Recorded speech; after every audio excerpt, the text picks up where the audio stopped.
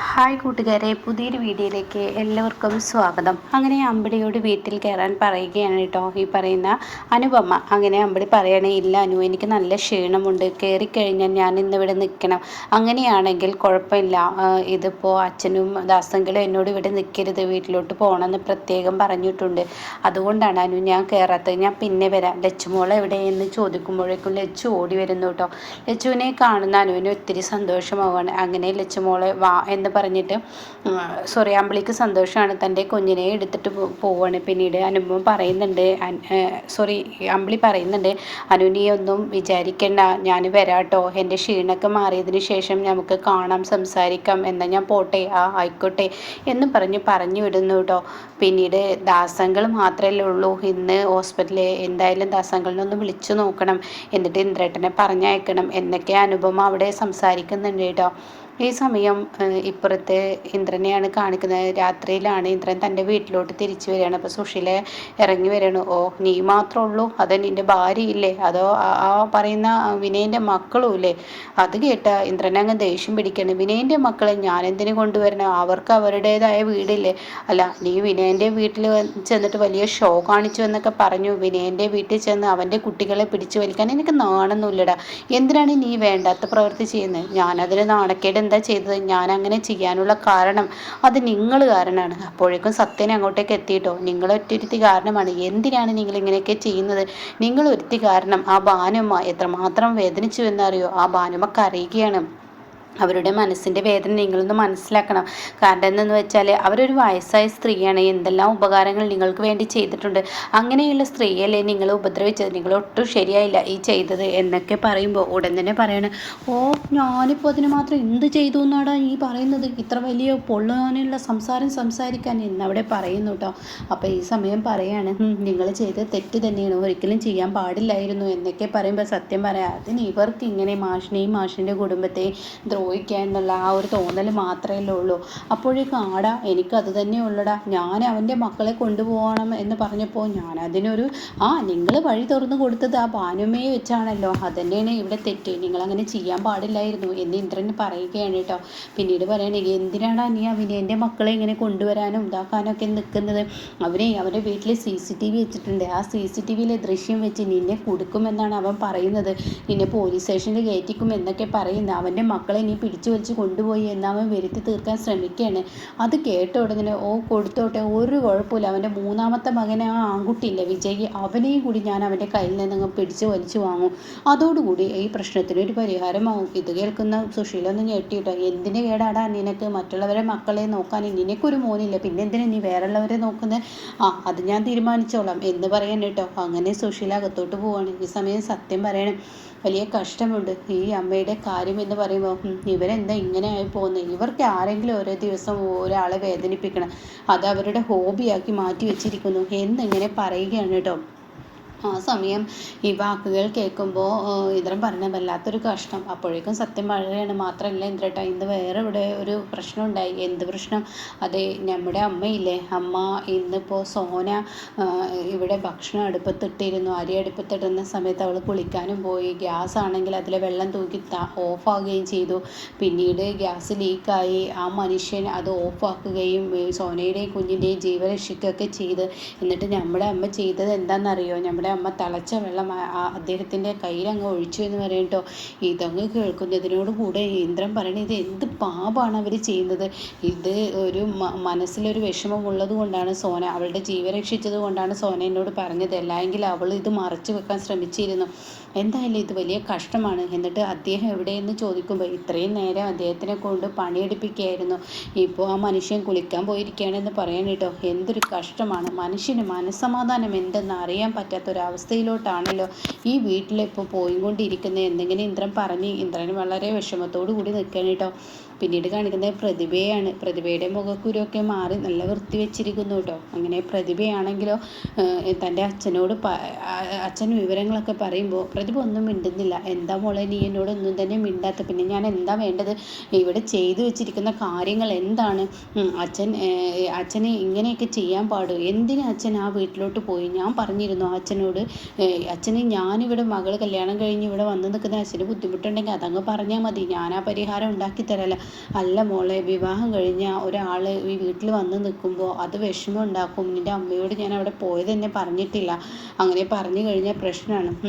എന്തായാലും സുശീലയുടെ അടുത്ത് പോയപ്പോൾ അവളുടെ ഭർത്താവ് പോവാതെ അവൾ കയറ്റില്ലെന്നാണ് പറഞ്ഞത്. എന്നിട്ട് അച്ഛൻ അദ്ദേഹത്തിനോട് അങ്ങനെ പറഞ്ഞു. പിന്നെ പറയാതെ എന്താ അച്ഛൻ ഇങ്ങനെ ആയിപ്പോയത്? ആ സ്ത്രീയുടെ സ്വഭാവം എന്തെന്ന് എല്ലാവർക്കും അറിയാം. ആ അച്ഛനെ അങ്ങനെയൊന്നും പറയരുത് മോളെ, നീ എന്താ ഇങ്ങനെയൊക്കെ സംസാരിക്കുന്നത്? അതെ, ആ സുശീല എന്ന് പറയുന്ന സ്ത്രീയുടെ സ്വഭാവം എല്ലാവർക്കും അറിയാം. അതുകൊണ്ട് തന്നെ ആ മനുഷ്യൻ പാവമാണ്, ആ മനുഷ്യൻ്റെ തെറ്റില്ല. അതിന് നീ അയാളെ കണ്ടിട്ട് പോലും ഇല്ലല്ലോ, പിന്നെന്താ നീ ഇങ്ങനെയൊക്കെ സംസാരിക്കുന്നത്? അത് കേട്ട ഉടൻ തന്നെ ഇവിടെ പറയാണ്, ഞാൻ കണ്ടിട്ടൊന്നുമില്ല, പക്ഷെ അയാൾ നന്മയുള്ളത് കൊണ്ടാണല്ലോ അനുചേച്ചിയും അനന്തമാഷും അയാളെ സപ്പോർട്ട് ചെയ്യുന്നത്, അല്ലെങ്കിൽ സപ്പോർട്ട് ചെയ്യില്ല. അപ്പോൾ അതിൽ നിന്ന് തന്നെ മനസ്സിലാക്കുക അദ്ദേഹം നല്ല മനുഷ്യനാണെന്ന്. അപ്പോൾ അതുകൊണ്ട് അദ്ദേഹത്തെ ഞാൻ അച്ഛാന്ന് വിളിക്കും. മോളെ, നീ വെറുതെ സുശീലയോട് പൊരുതാൻ നിൽക്കണ്ട. ഞാൻ ആരോടും പൊരുതാനൊന്നും നിൽക്കുന്നില്ല, പക്ഷേ ഞാൻ അദ്ദേഹത്തെ അച്ഛൻ വിളിക്കും. ആദ്യം സത്യൻ അവൻ്റെ അച്ഛനായി അംഗീകരിക്കട്ടെ. അത് അംഗീകരിക്കുക എന്തോന്നായിക്കോട്ടെ.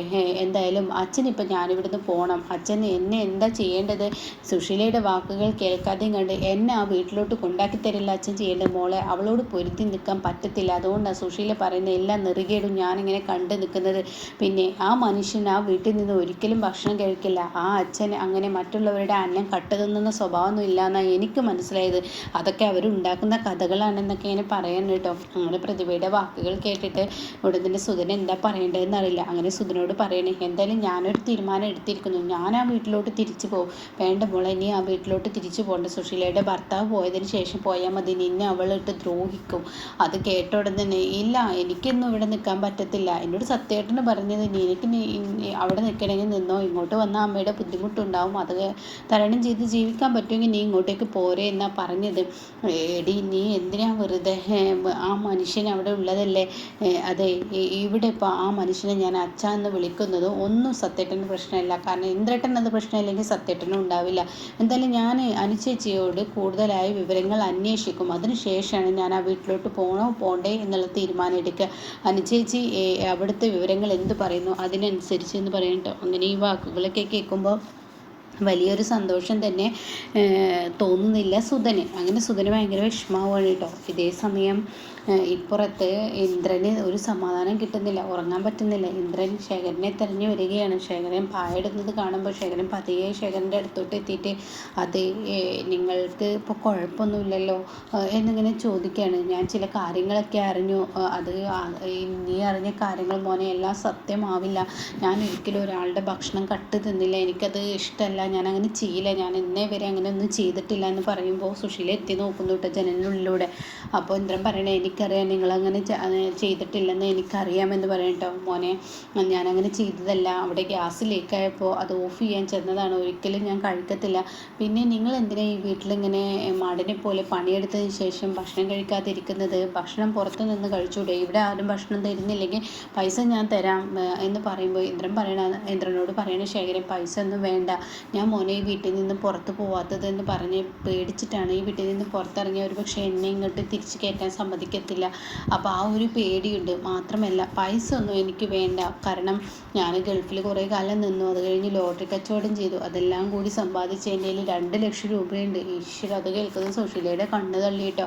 എന്നിട്ട് ഇന്ദ്രനോട് പറയണേ, 2 ലക്ഷം രൂപ എൻ്റെ കയ്യിലുണ്ട്, അപ്പോൾ അതുകൊണ്ട് തന്നെ എനിക്ക് അതിൻ്റെ ഒന്നും ആവശ്യമില്ല എന്ന് പറഞ്ഞിട്ടോ. ഇത് കേൾക്കുന്ന ഇന്ദ്രൻ പറയണേ, അല്ല, നിങ്ങൾ എന്തിനാ ഇത്ര തോനെ പണം കയ്യിൽ വെക്കുന്നത്? അക്കൗണ്ടിൽ കൊണ്ടുപോയിട്ടൂടെ? അക്കൗണ്ട് ഒന്നും അതിന് എനിക്കില്ല എന്ന് പറയണത്. എന്നാൽ മോൻ്റെ കയ്യിൽ ഞാൻ തരട്ടെ, മോൻ സൂക്ഷിക്കുമോ എന്നിങ്ങനെ ചോദിക്കുമ്പോൾ ഇവിടുന്ന് ഇന്ദ്രൻ പറയണില്ല, എൻ്റെ കയ്യിൽ തരണ്ട, ഒരു അക്കൗണ്ട് ഉണ്ടാക്കാനുള്ള ഏർപ്പാട് ഞാൻ ചെയ്തോളാം, ഇത്രയും തോനെ പണം സൂക്ഷിക്കണം, അതെവിടെ വെക്കുന്നത് ആപത്താണ് എന്നൊക്കെ ഇങ്ങനെ പറയുമ്പോൾ ഉടൻ തന്നെ അതെൻ്റെ ബാഗിലല്ല, ആര് നോക്കാനാണ്, അത് ആരെടുക്കാനാണ് എന്നൊക്കെ ഇങ്ങനെ പറയുന്നുണ്ട് കേട്ടോ. ആ സമയം എന്നാലും അത് സൂക്ഷിക്കണം എന്ന് പറയണേ. എന്നാൽ സുശീല ഓടിച്ചാടി തുള്ളിക്കളിച്ചും കൊണ്ട് തൻ്റെ റൂമിലോട്ട് പോയി കഥ കിടക്കണേ. എന്നിട്ട് ഹർഷയ്ക്ക് വിളിക്കണേ, എടി ഹർഷേ നിന്നോട് പറയാതെ എനിക്ക് ഉറക്കം കിട്ടത്തില്ല, എന്താ എന്ന് ചോദിക്കുകയാണ്. അതേ, അയാളുടെ കയ്യിൽ 2 ലക്ഷം രൂപയുണ്ട് ഇത്ര, ഞാനത് അറിഞ്ഞു എന്ന് പറയണേ. ഇത് കേൾക്കുന്ന ഹർഷ ആകെ ഞെട്ടിപ്പോവാണ്. എന്തോന്നാണ് ഈ പറയുന്നത്?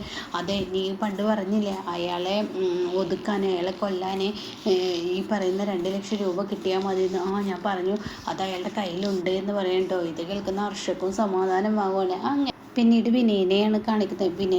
വിനയനും ധനനും കൂടി മദ്യപിക്കുകയാണ് കേട്ടോ. എന്നിട്ട് വിനയൻ പറയണേ, എന്തിനാണ് ഞാൻ ഈ നാണം കെട്ട പ്രവർത്തിക്ക് നിന്നത്? ഞാൻ എത്ര നാണക്കേടാണ് ഇപ്പോൾ അനുഭവിച്ചത്. ആ കുട്ടികളെ എൻ്റെ സ്വന്തം കുട്ടികളായിട്ടും എനിക്ക് മറ്റുള്ളവർക്ക് വിട്ടുകൊടുക്കേണ്ടി വന്നില്ല എന്നൊക്കെ പറയുമ്പോൾ ധനൻ പറയണ, ആ സുശീലാനിയുടെ വാക്കുകളൊന്നും നീ കേൾക്കരുത്. അവർ നിന്നെ നാണം കെടുത്താണ് ചെയ്തത്. എന്നാൽ നിൻ്റെ മക്കൾ അവിടെ നിൽക്കുകയായിരുന്നെങ്കിൽ ഇതൊരു പ്രശ്നമേ ആയിരുന്നില്ല. ഇപ്പോൾ നിനക്ക് അവർ ഇടപെട്ടത് കൊണ്ട് തന്നെ നിനക്ക് അവരിൽ നാണം കെടുകയും മാത്രമല്ല, നീ ആ മക്കളെ കൊണ്ടുപോയതിലല്ല പ്രശ്നം. ഈ പറയുന്ന ഈ സുശീല അവിടെ ഇടപെട്ടതിലായിരിക്കും ഇന്ദ്രന് പ്രശ്നം വന്നിട്ടുണ്ടാവുമെന്ന് പറയണ്ടോ. അത് കേൾക്കുന്ന വിനയ് പറയണത് ശരിയാണ്, ആ ഭാനുമ്മയോട് അങ്ങനെ ചെയ്തത് അതൊരു ക്രൂരത തന്നെയാണ്, അതുകൊണ്ടാണ്. അല്ലെങ്കിൽ ധനേട്ടൻ പറയുന്നത് പോലെ ഇന്ദ്രൻ ഇടപെട്ടിരുന്നില്ല എന്ന് പറയുന്നത് കേട്ടോ. ഇതേ സമയം നീ അവരുടെ വാക്കുകൾ ഒരിക്കലും നീ കേൾക്കരുത്. ഒരു കണക്കിന് ഇപ്പം നീ അത് ചെയ്തത് കൊണ്ട് നിൻ്റെ അമ്മയുടെയും അമ്മാവൻ്റെയും മുന്നിൽ നീ ഒരാളായി, അത്ര തന്നെ എന്ന് പറയുന്നുണ്ട് കേട്ടോ. അപ്പോൾ ഇങ്ങനെയൊക്കെയുള്ള ഒരു എപ്പിസോഡാണ് ഇപ്പോൾ ലാസ്റ്റ് വന്നത്.